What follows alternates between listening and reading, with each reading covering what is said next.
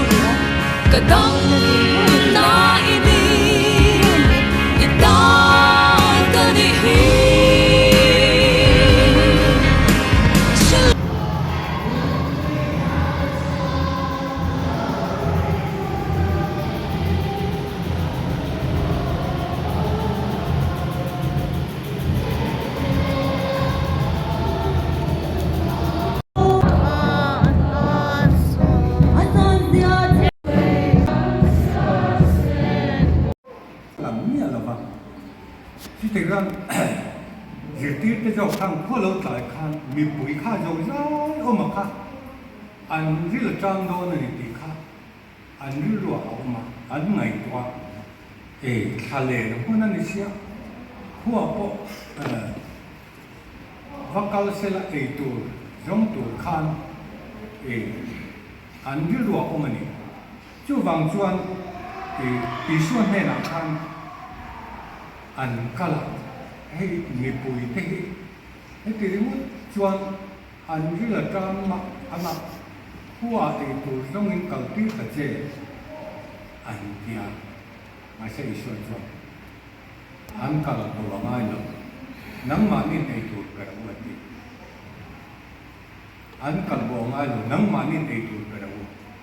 anh thì ta chết mày chuan anh chỉ tiên cái bảo khắc ảnh mà anh những người bụi sàm má mình chia lệ nấu bóng cái lẩu có sàm má để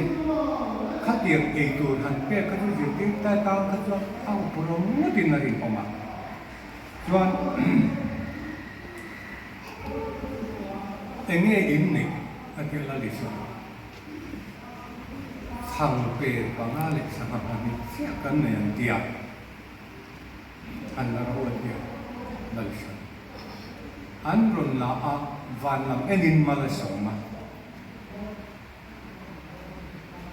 chúng ta khác mình bùi sàm mà sàm đi cái hồ khác thà lệ là anh mà anh ông con à rể thuần xuống chú vàng chuan bát thiên cần biếng đó bát thiên biếng cái đó có khát thun cần man lép bồi rê cần cái cần như cái này ngày tuổi lết chuyện thì họ không ai yên đã các khán em có bát thiên biệt cái nôm rồi sẽ ram lâu trên tuổi cần pa David đã ram chung rồi mỗi nôm rồi sẽ chúng nôm bây giờ khian hoa sana thì yên an ava khá ảo là đâu quý là ảo lắm môi à khá rồi chuyện chỉ là cần thiết xăm mà sẽ cần bên này khung lễ lốc đẹp cái này sản phẩm cao nó rất là nhiều chú vàng cho hoa sana thì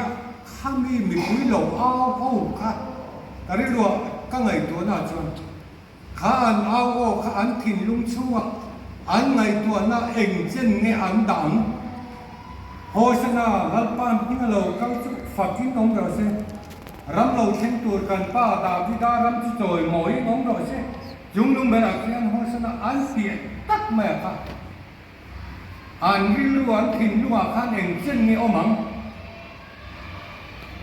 khá khá các ngày tuổi anh đi cái này có in căn cái chuyện này nó mới khá căn thìn lưu hiện ảnh chân nghe hé ảo nó mô tắc hé ảo nó quy tắc cái căn thìn lưu chua hết căn tắc khá khá căn in này tuổi này căn in en chiếm chứ mà chú lên cả xem chứ vào in hết tại hiện hay mình ao tụ hậu bồi hi hun rây em chân nghe ắt là chứ mà không nhớ lâu mẹ hay mình ăn ảo thá lệ ê ta quy là tâm hai ý khô sa khen biệt rộng khô sa khen biệt rộng khá mình có cái em chân nghe cả nó khu mà cho sao anh buộc tôn xin về thôi anh bảo không vấn đề áo đó là đánh lắm tận tụ hết tạo khai hết ta đâu cuối ta khai tạo chuyên thị na hết tạo rồi mỗi là hết tạo chuyên thị cái mà như là những chú đấy nhỉ chú cho con mình em chuyện là con ai em khắc cái điều đó anh liền tốt mày chú vàng chuan thì với thanh hiền bát hiền sắp lên rồi mỗi năm ta sẽ sắp lên thì cái đó chú cao rồi chú cao anh đang nóng rồi anh nói đấy khắc khắc áo rô đắng lắm lệ ta xí lại khắc anh ấy lấy cái này hay cần râm cái này hàng cái biểu của hay lại cần quốc xin mấy cái cần râm mình bùi riêng cần áo rô đắng bể cho lalpa chú phát kinh nông rồi sẽ bát hiền rô bùi bể rồi sẽ bị khắc ăn áo anh ấy cái rằng sẽ lalpa chú phát kinh nông sẽ bát hiền hiên rô bùi rồi sẽ hồi sẽ nào lalpa nó lâu cao chú phát kinh nông rồi sẽ cán kỳ riêng thì nó tụi riêng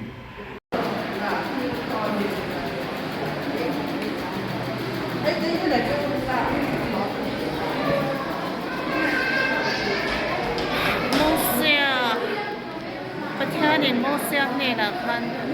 mô xe ít tiếng khăn hẳn bày tê lê hẳn bày tê step là bà căn sọc về lo cho nên ít tiếng khăn lê hẳn sọc bày tê cho rú là khăn là lâu chẳng ta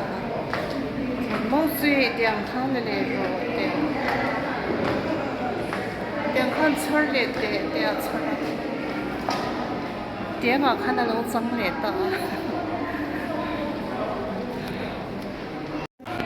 lệ so lệ chân chích cha quay quay là vợ có về cần quay quay rồi cho nằm thu thung tệ tệ so rong thở tệ tệ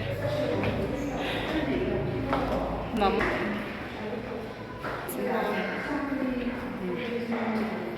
có về thì anh bật theo cho anh cùng anh nhớ anh cùng anh để cho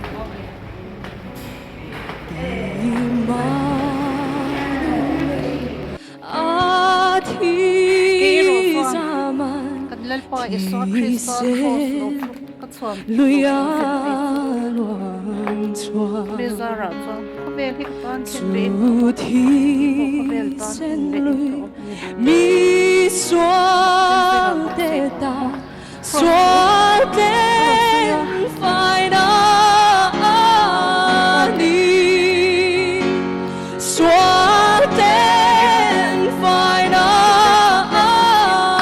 đi xoa den phai na chu thi sen lui mi xoa de ta xoa den phai na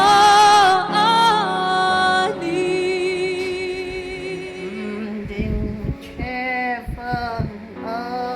mi xoa thi tu an khen be khan chan dam nang lui a